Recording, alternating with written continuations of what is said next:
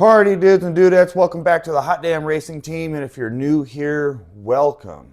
All right, so people are asking the question, does my 2015 Ram 1500 lifted 4x4 crew cab truck with a 65 RFE transmission shift with 922 rear-wheel horsepower?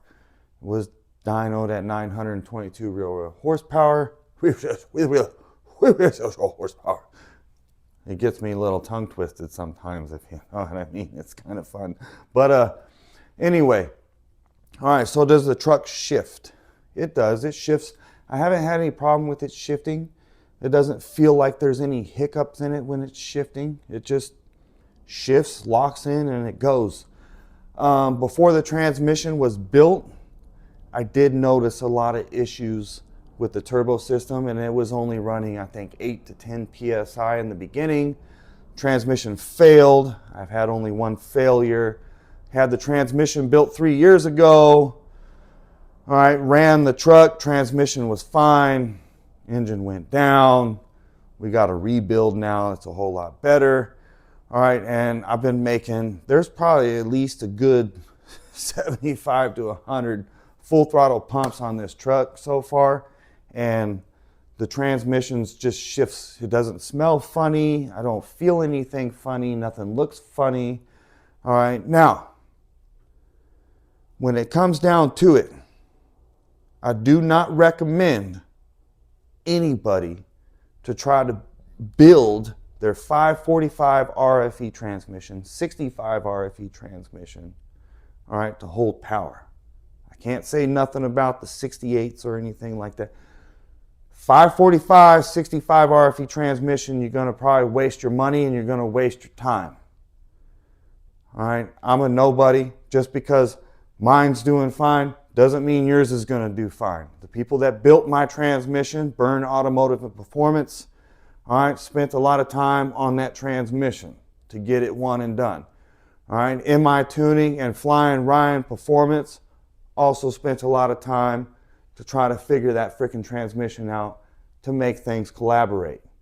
All right, so I don't recommend it. It's a whole lot cheaper to switch to an 8-speed, what is that, TH400, 4L80E, 46RE. I recommend you research something else besides an RFE transmission. There's no reason why you would want to go and spend all the money and time on a transmission just to be slower than the next guy with the equivalent horsepower. Just because my truck is running 922 real horsepower at the moment does not mean it's going to be fast. It's also a big, awkward truck, okay? So I don't expect it to be fast. I don't expect to get on any list or impress anybody with the quarter-mile time, although I know it's going to be a whole lot faster than it was before. Okay, so it's going to be pretty awesome. But yes, the transmission does shift. Haven't had any problems so far, and the truck has been beat on, okay, and I'm kind of scared. All right, I'm a little nervous, but hey, it's been holding, it's been shifting, does what it's supposed to do. I can't wait to get to the track. Okay, the only thing I can do is wait. All right, I have no choice but to wait. All right, I'd like to go get a draggy time, all right, to see how quick it is, but you know, that might be a little unsafe. I'm thinking I'd rather just get it onto the track, the truck on the track, all right, put it in four-wheel drive, see what it does, and it is what it is. I don't even care. It's you know, I'm happy with it. I'm blessed. I can't, you know, I'm going to stop mumbling. Here's some pretty cool little vids right here. Slow-mo of it shifting, and then real time. I'm going to try to put some other videos, maybe a four-wheel drive pump with it shifting.